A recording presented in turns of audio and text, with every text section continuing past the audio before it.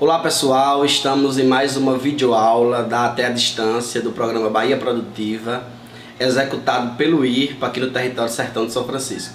O tema da aula de hoje, nós vamos tratar da agroindustrialização da produção, na perspectiva da produção, do beneficiamento e da comercialização, que é uma estratégia de convivência com o semiárido.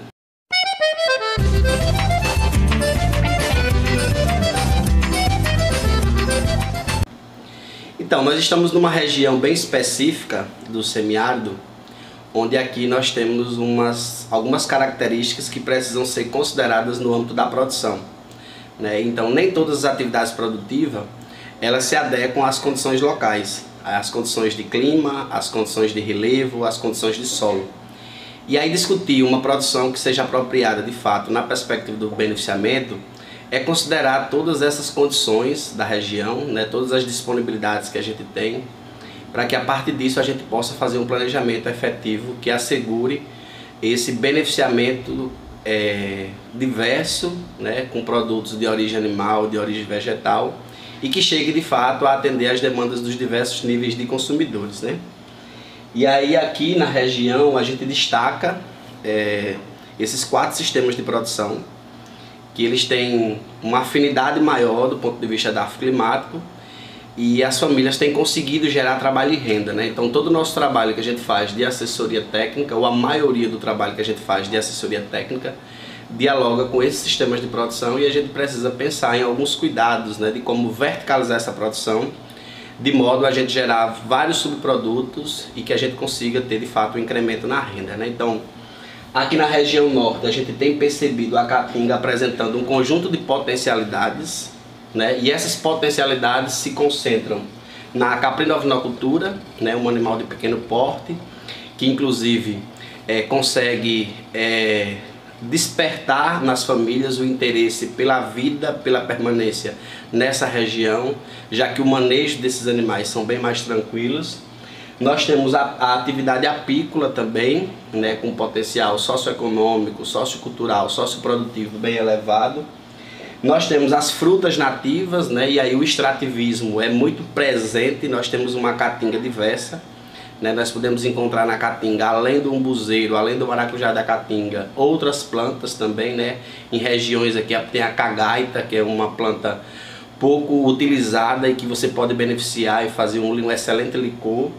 Mas nós vamos encontrar também nesse potencial que tem a caatinga as plantas medicinais, né, que historicamente inclusive foram utilizadas pelos nossos antepassados, mas que cada vez mais a gente está deixando de lado essas plantas nativas e utilizando a medicina convencional, né? O que isso tem fragilizado ainda mais a vida dos seres humanos. Então, de modo geral, esses sistemas produtivos eles são apropriados às condições locais, né? E a gente precisa despertar o interesse para o beneficiamento desses produtos, né? De modo que a gente consiga ter um incremento maior na renda. Uma coisa é você comercializar os caprinos, os ovinos vivos, né? A outra coisa é você beneficiar esse animal, que aí é um produto, né? Você transformar em vários subprodutos, né? Então, várias partes do animal, elas podem ser inclusive cortadas, né? Você pode desenvolver aí subprodutos específicos que vai atender diversos paladares, vai atender diversos consumidores, né? Então, nessa videoaula de hoje, nós vamos dar um enfoque em como a gente consegue de fato ter um beneficiamento seguro, né? Considerando que os alimentos também eles podem gerar doenças nas pessoas e, portanto, a gente precisa compreender alguns termos que são importantes, né? Dentro das boas práticas de fabricação e dentro da análise de perigos e pontos críticos de controle. Então, basicamente é isso, mas sem perder de vista que, ao se tratar de convivência com o semiárido, nessa região que estamos inseridos, no território Sertão de São Francisco, a gente precisa compreender quais sistemas produtivos eles melhor se adequam a essas condições, né? Então, historicamente, várias linhas de fomento viabilizaram outras atividades produtivas que não dialogaram muito, né, com as condições edafoclimáticas dessa região, e as famílias tiveram perdas, né, perdas drásticas, né? No trabalho de ATE que a gente faz aí, assessorando as famílias, a gente tem escutado muito isso, né? Então, monocultura de mandioca, né, tem fragilizado os solos, né? A própria monocultura do gado bovino, né, também tem dificultado muito na geração de renda, no manejo das famílias, considerando que a gente tem um período longo de estiagem prolongada, né? Então tudo isso precisa ser colocado, planejado, considerado quando a gente estiver falando dessa temática que é tão importante na atualidade aqui para a nossa região. E aí nós vamos categorizar esse primeiro momento tratando de duas perspectivas, né? Porque é um trabalho que o IRPA tem feito muito forte nessa região, que é o beneficiamento das frutas, o beneficiamento também da mandioca, e vocês vão ter outros momentos para tratar mais específico do beneficiamento da produção animal, mas que as orientações, as normas, as técnicas que nós vamos conversar um pouco na videoaula de hoje, elas também se aplicam tanto aos produtos de origem animal como aos produtos de origem vegetal. Então, no beneficiamento do umbu, que a gente tem como carro-chefe nessa região, ainda é muito presente, né? E aí dentro dessa categoria do beneficiamento das frutas, há quem diga que já está saturado trabalhar com o beneficiamento do umbu nessa região, porque a gente avançou muito na produção do doce, da geleia, do suco do umbu, né? A gente avançou muito, nós temos cooperativas, associações que assessoramos também pelo Bahia Produtiva, que tem uma certa expertise nisso. Mas do umbu, a gente precisa desenvolver novos subprodutos. A Embrapa Semiárido catalogou 48 subprodutos que você pode fazer com umbu. Então talvez o que a gente precisa é inovar nesse sentido, né? Então por que não fazer outros produtos do umbu como mousse, como bolos, como sorvetes, né? Vinagre, né? Então de fato a gente precisa ver esse extrativismo, esse fruto do umbu com outro olhar, né? No sentido da gente incrementar o subproduto, já que está muito comum, a gente conseguiu avançar muito em desenvolver doces, geleias, sucos, né? Doce em calda, como a gente conhece aí, chamada de compota, mas que a gente pode também desenvolver novos subprodutos, considerando que já tem aí esse dado que nós podemos fazer 48 subprodutos do umbu, né? Então a gente vê ainda muito forte a comercialização sendo feita do fruto in natura, né? As famílias não conseguem incrementar muito renda nessa comercialização, mas é uma alternativa, né? Se a gente não tem como fazer o beneficiamento seguro, se a gente não tem o processo de formação para desenvolver novas técnicas, né? Então a alternativa que se tem, e aí é uma alternativa mesmo, a gente fica refém desse método de comercialização, né? Desse formato de comercialização. Nós temos aqui uma imagem da comercialização sendo feita nas BRs, né? Indo aqui, por exemplo, nessa BR de Salvador, a gente vai encontrar muito antes de Senhor do Bonfim, né? Em Massaroca, em diversas outras regiões, essa comercialização feita em BR, né? Do fruto in natura. Mas percebam que a gente não vai ter muito uma viabilidade aí do ponto de vista do incremento da renda, né? A gente vai gerar uma renda, mas uma renda que ainda não é satisfatória, né? No caso, se a gente tivesse feito o beneficiamento, com certeza seria muito mais satisfatório. E aí essa prática ainda de fazer o beneficiamento em casa, ela é muito comum ainda. Por mais que a gente avançou nas pequenas agroindústrias, né, mas a gente tem percebido ainda as famílias inovando, né? E aí não faz o beneficiamento só para doces e geleias, mas faz também esse beneficiamento para tirar a polpa e fazer a umbuzada, né, conservar a polpa, né? Percebam que a maioria dos consumidores eles têm um consumo diário de líquidos, né, sucos e etc. E aí quando a gente consegue despertar para esse consumo, considerando essas frutas que a gente tem, né, na nossa região, é muito mais interessante, né, é muito mais saboroso, né? E aí a gente precisa fazer também um trabalho nesse sentido, né? Então todo esse percurso que a produção faz, né, ela passa pelos catadores, no caso do umbu, ou intermediários, que inclusive lucra mais do que quem catou, o intermediário 2, que enfim, nessa cadeia aí a gente vai perceber que tem uma desvalorização muito grande das famílias que estão nas comunidades rurais fazendo a coleta do umbu, e a gente vai perceber que o intermediário e a unidade que faz o processo de a despolpagem do umbu tem um incremento muito maior financeiro, né? Tem um rendimento muito maior financeiro do que as famílias que têm todo o trabalho de coleta e aí tendo todos esses princípios aí da sustentabilidade que é importante a gente considerar também nesse momento, né? Então, basicamente, quando a gente pensa o beneficiamento da produção, o que se quer é eliminar todo esse percurso que é feito do fruto in natura.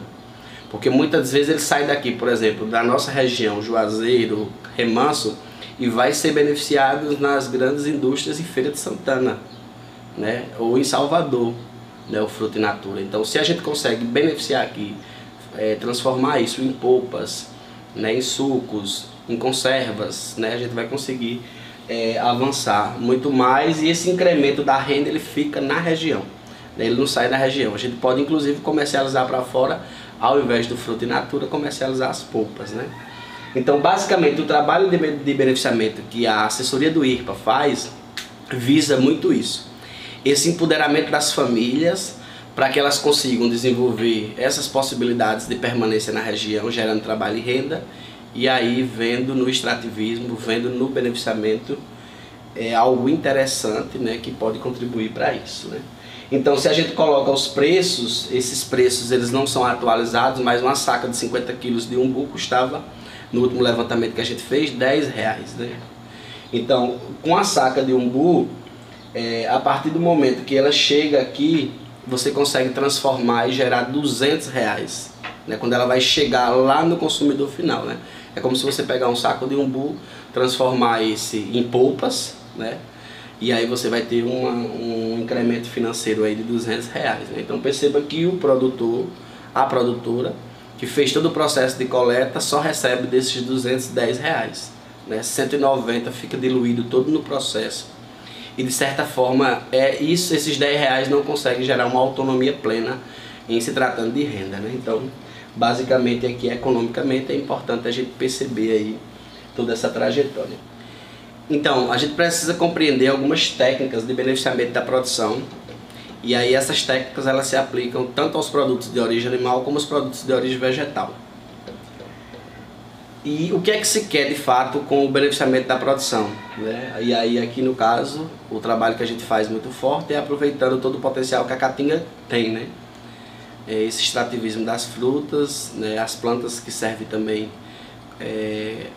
na dimensão medicinal, né? Que alimenta as abelhas, né? Porque a caatinga ela tem esse potencial diverso aí, né, a florada, o angico, o marmeleiro que a gente tem, né? Então toda essa diversidade que você tem na caatinga, ela faz parte aí desse ciclo de produção, né? Então o que a gente quer de fato é a geração e diversificação de emprego e renda no município, né? Então essa é uma finalidade importante porque a produção ela alimenta a mesa das pessoas, né? E a gente precisa desenvolver cada vez mais um produto seguro, né? Por isso todas as nossas recomendações em tratar de temas afins, né?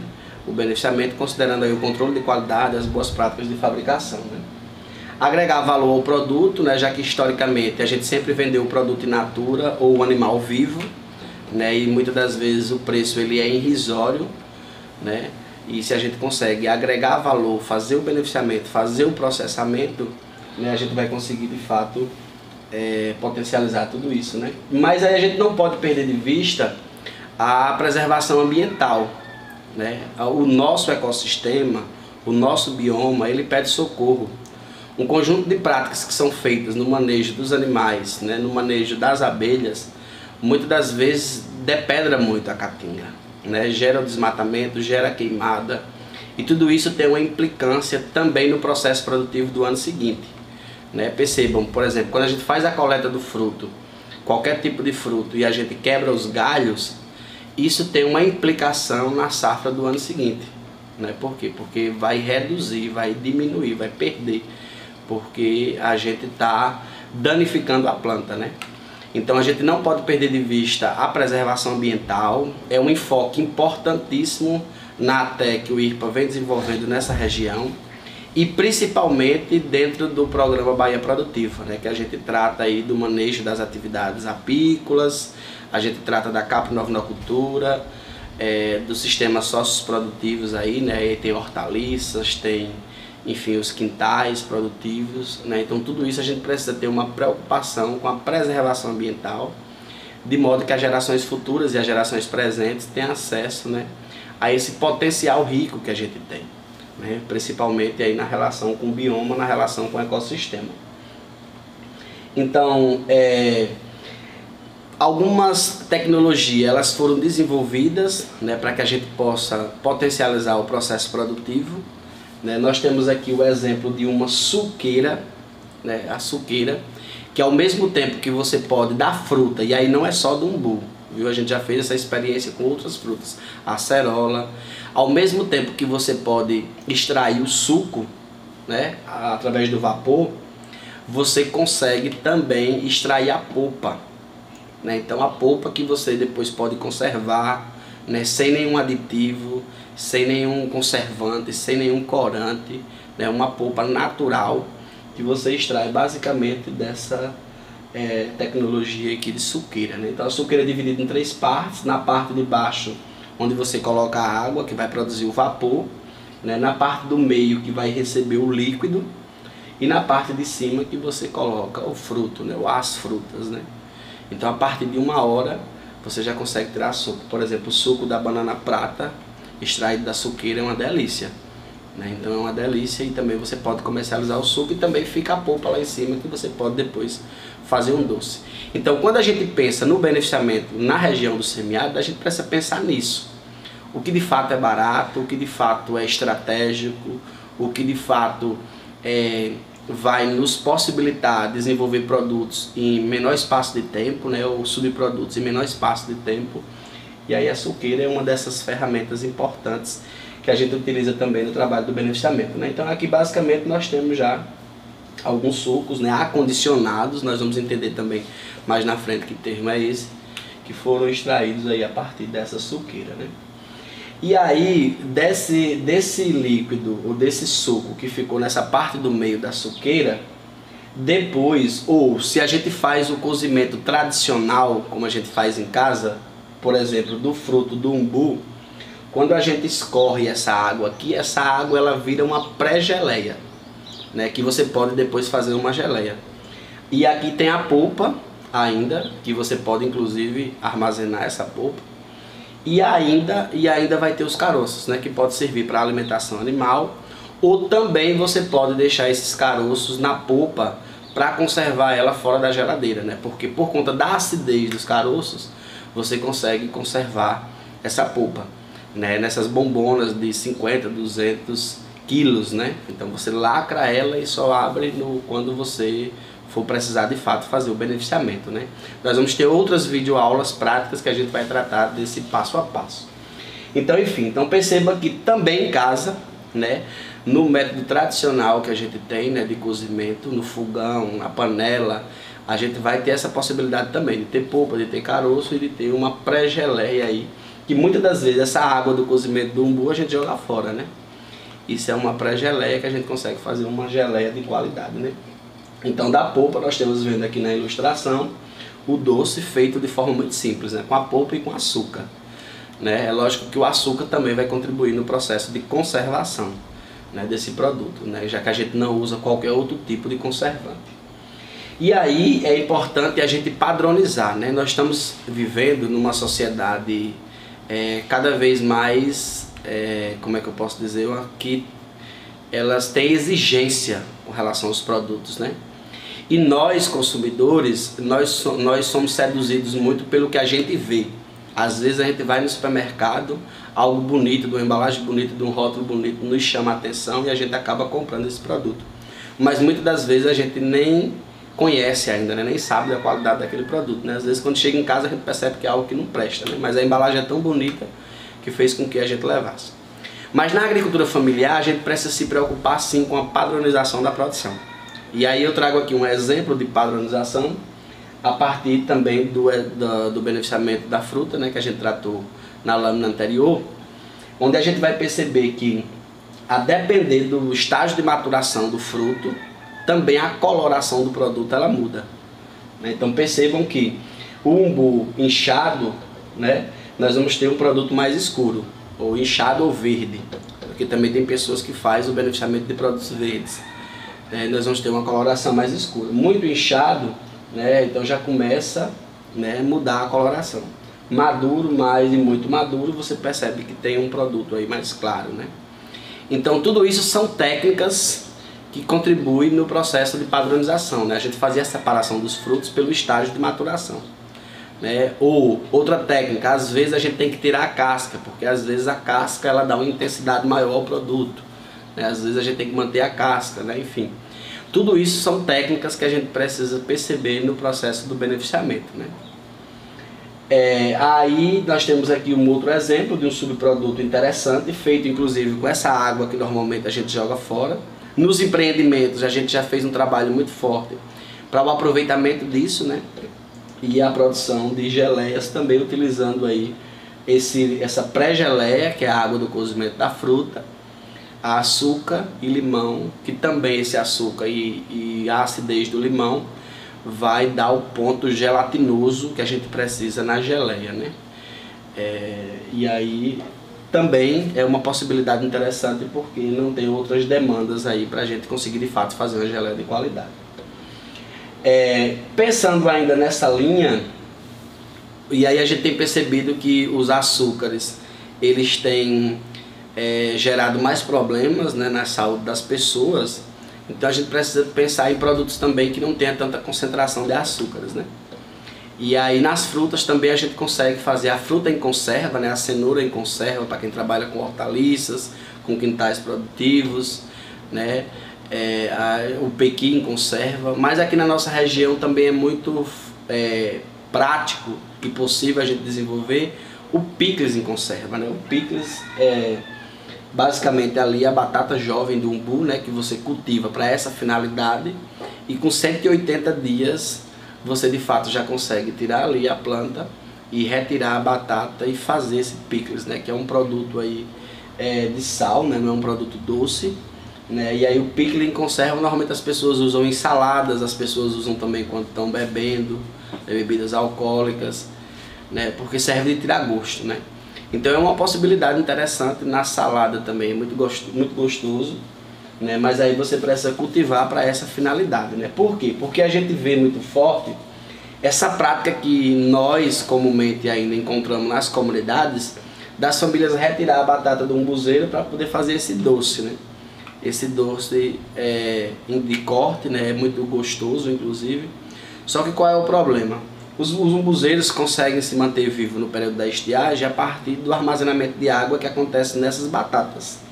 Então, se a gente retira as batatas, a tendência é que essa planta ela vai ser impactada e logo logo ela vai morrer, né? Então, essa prática ela não é uma prática recomendada, por mais que em algumas regiões é bem forte, né? Mas não é uma prática recomendada. O que se recomenda é cultivar o umbu com essa finalidade mesmo de fazer o beneficiamento, fazer o picles, né, que é o umbu em conserva, né, a batata do umbuzeiro em conserva, em que 180 dias você já pode retirar e fazer aí esse subproduto, né? Então aqui nós temos as sementes, né, para o plantio e aqui já é a retirada dessas batatas, que a partir disso é feito o picles, né? Mas aí o que de fato a gente consegue, né, com esse beneficiamento da produção, melhorar a alimentação das famílias, e aí melhorar a alimentação de modo que, por exemplo, se a gente consegue estocar uma polpa, a gente vai consumir esse subproduto por um período maior. Isso não só no período de safra, né? O umbu ele fica aqui 3, 4, 5 meses produzindo na nossa região. Mas se a gente conserva o subproduto, se a gente beneficia e faz o subproduto, a gente vai ter a disponibilidade, né, desses subprodutos por um período maior, né? Então, tanto serve para alimentar bem as famílias, como gera excedentes, e esses excedentes serão comercializados, né? A contribuição na renda, a gente já falou muito sobre isso, né? É um fator importante, porque na propriedade familiar hoje aqui na nossa região, na depressão sertaneja, ela não consegue produzir todos os alimentos necessários para a manutenção da vida, né? Por exemplo, muitos alimentos são feitos a aquisição ainda fora da propriedade, como o arroz, né? Como outros alimentos, né? Estou citando aqui o exemplo do arroz, que não é produzido nessa região. Então você precisa ter uma renda, um incremento na renda, para que você também consiga ter acesso a esses outros produtos necessários aí para a alimentação das famílias, né?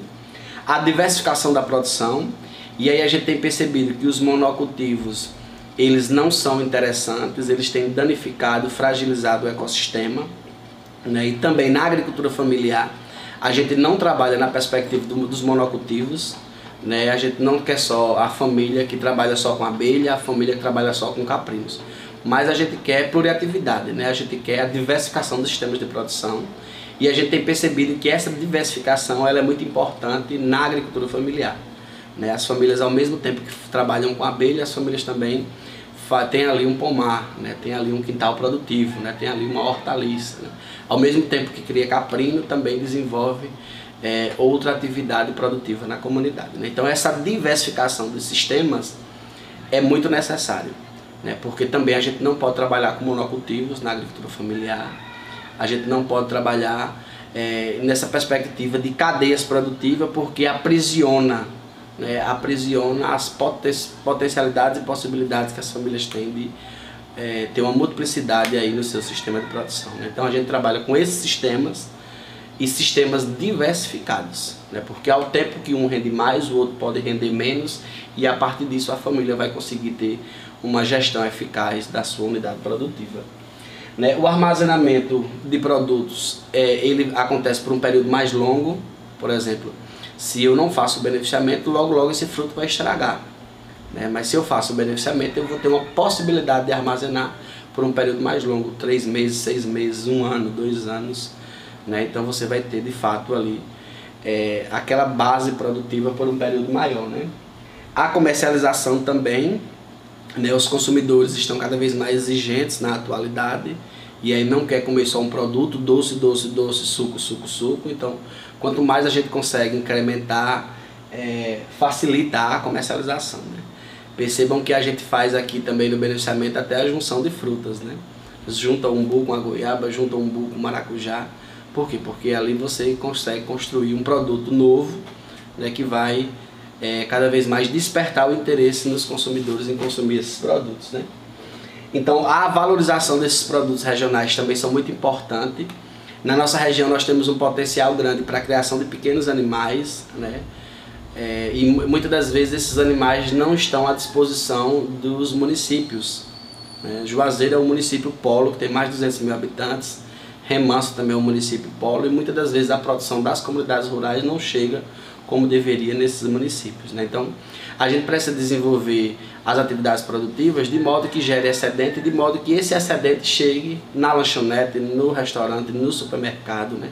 A galinha caipira, a carne de bode, o leite, o requeijão, a manteiga de gado, né? E que isso também chegue com um preço que seja de fato justo, né? Não é pelo fato de ser da agricultura familiar que tem que ter um preço super alto, né? Porque também aí você não vai conseguir de fato fazer com que o conjunto dos consumidores tenha acesso, né? Então, às vezes a produção da agricultura familiar ela só vai para um determinado público por conta que o preço é muito elevado, né? Então a gente precisa se preocupar em tudo isso e fazer com que de fato a produção das comunidades chegue até as comunidades, né? Chegue até a sede dos municípios, chegue até o conjunto dos consumidores, né? Da mesma forma o mel, né? Não dá pra gente vender o mel em a granel, na lanchonete, no supermercado, né? Nas bombonas de 200 quilos, 200 litros, né? Que às vezes o mel é vendido em quilo, às vezes é vendido em litro, né? A gente tem que fracionar, né? Às vezes vender em sachê, vender em bisnaga, né? Vender em recipientes menores, porque nós temos famílias grandes, famílias pequenas, né? E não adianta comprar também um produto muito grande, porque logo vai estragar, né? Então tudo isso a gente precisa se preocupar quando a gente pensa na dimensão da comercialização e da valorização dos produtos regionais, né? E aí por fim, a gente nunca perde de vista a necessidade de despertar o interesse por essa preservação ambiental, né? Nós temos um clima em constante mudanças, né? Hora mais quente, hora mais frio, mas principalmente mais quente, né? E aí a gente precisa também manter a nossa vegetação intacta para que esses impactos sejam cada vez menores em nossas vidas, né? E aí pensar os sistemas de produção, pensar o beneficiamento também nos induz a pensar nessa perspectiva socioambiental.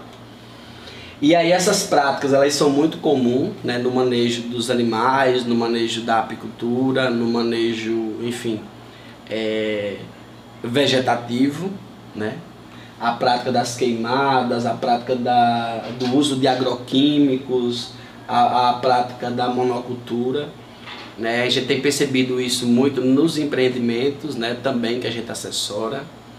E a gente precisa se preocupar com relação a isso, porque como eu já falei, né, o impacto disso no processo produtivo é muito grande, né? O impacto disso na vida do solo é muito grande. Existe vida no solo, existe micro-organismo, né? Então, muitas áreas que a gente vê em processo de desertificação, muitas áreas compactadas, muitas áreas que não tem mais plantas, é reflexo da ação dos seres humanos, né, nessas áreas, né? Então, que ações são essas, né? Então, um pouco dessas imagens aqui representa isso, né? As queimadas, o desmatamento, o uso intensivo de agroquímico. E aí, sem falar que as maiores doenças hoje de nós seres humanos estão relacionadas ao câncer, né? E o câncer é essa concentração de produtos químicos no organismo, né? Então a gente precisa se preocupar em desenvolver um produto que seja saudável, né? A gente se preocupar em desenvolver um produto que não venha gerar mais impacto ainda na vida das pessoas, né? Então é importante a gente se preocupar também como é que a gente está fazendo esse manejo das atividades produtivas, né? Dentro dessa perspectiva do repovoamento, tem uma técnica, um método, uma experiência também considerada como tecnologia social, muito fortemente trabalhado pelo IRPA na região há mais de 10 anos, que é o recatingamento, né? Então, basicamente, essa experiência de formação das famílias, de pensar um planejamento efetivo, um manejo de áreas, né? E aí uma introdução de espécies, aí não necessariamente tem que ser a partir de mudas, né? A gente tem várias outras técnicas, né, que nos permite introduzir essas espécies nessas áreas, né? Então esse trabalho de recatingamento, ele tem sido muito demandado pelas comunidades, né? E a gente compreende também que cada empreendimento econômico e solidário que a gente faz assessoria também no programa Bahia Produtiva precisa ter um trabalho socioambiental, e o recatingamento é uma dessas possibilidades, né? Percebam que a gente consegue articular a produção e o debate socioambiental, a prática socioambiental, que é algo muito recorrente, muito necessário no século que nós estamos vivendo, né, de vários déficits que o ecossistema tem demonstrado aí, né? E aí esse trabalho do recatingamento é muito forte, a gente precisa avançar mais nessa prática pelos empreendimentos. Nós temos várias comunidades já que desenvolvem o recatingamento, mais de 20 comunidades aqui na região, né? E no Bahia Produtiva também seria interessante fazer um trabalho socioambiental tendo o recatingamento como possibilidade, né? Então veja, aqui eu centrei um pouco, né, nessa dimensão mais teórica da gente compreender alguns conceitos, da gente compreender algumas problemáticas que envolvem a produção, o beneficiamento e a comercialização, mas apontando também algumas possibilidades, né? E aí, para não ficar só preso às frutas, né, nós temos também a possibilidade do beneficiamento da mandioca, né? Nós temos empreendimentos que a gente acompanha. A ideia é que no próximo ciclo nós temos videoaulas mais práticas, mas aqui eu trouxe algumas imagens para ilustrar esse trabalho, né? Então, culturalmente, aqui muitas comunidades receberam casas de farinha, né, por conta que nós temos muitos solos arenosos. Então o trabalho de plantio da mandioca é muito comum, e as famílias já fazem esse beneficiamento da mandioca com a produção de farinha, basicamente, né? Farinha beiju para o consumo familiar principalmente, e a farinha para ser comercializada nas feiras livres, né? Então, da mandioca a gente não dá para fazer só farinha e beiju, né? Da mandioca a gente pode fazer tantos outros subprodutos também e chegar aos diversos níveis de consumidores, né? E aí a gente tem já essa experiência também aqui na região de Casa Nova, em Centro-Sé e outras regiões, né? Que a gente consegue transformar para fazer sequilhos, para fazer peta, para fazer gineto, né? Tudo com a mandioca, né? E aí produtos de sal, produtos de doce, né? Então esse beneficiamento também é importante. Você consegue fazer nos brigadeiros o incremento com o polvilho da mandioca, né? A própria coxinha, que ao invés de você utilizar a massa basicamente oriunda ali do trigo, você pode utilizar a massa de mandioca, né? Então tudo isso são possibilidades, né? Esse suco aqui que você tem uma concentração diversa aí, né, de produtos, né? Você tem aqui também a cenoura, você tem aqui também a acerola, né, rico também em vitamina C. E também esse experimento a gente fez com a mandioca, né? Nessa videoaula nós tratamos da parte introdutória envolvendo produção, beneficiamento e comercialização, focando nas potencialidades que a gente tem, né, dos produtos de origem animal e vegetal, mas também adentrando alguns cuidados, algumas problemáticas que a gente tem no manejo dos sistemas produtivos. Numa próxima videoaula nós vamos tratar, né, de outros temas relacionados às etapas do processamento, relacionados às boas práticas de fabricação, e contamos com vocês assistindo e interagindo com essas videoaulas. Até a Distância é uma adaptação das atividades de assistência técnica e extensão rural do Bahia Produtiva, projeto do Governo do Estado da Bahia por meio da Secretaria de Desenvolvimento Rural do Estado da Bahia, executado pela CAR, Companhia de Desenvolvimento e Ação Regional, com recursos provenientes de acordo de empréstimo com o Banco Mundial.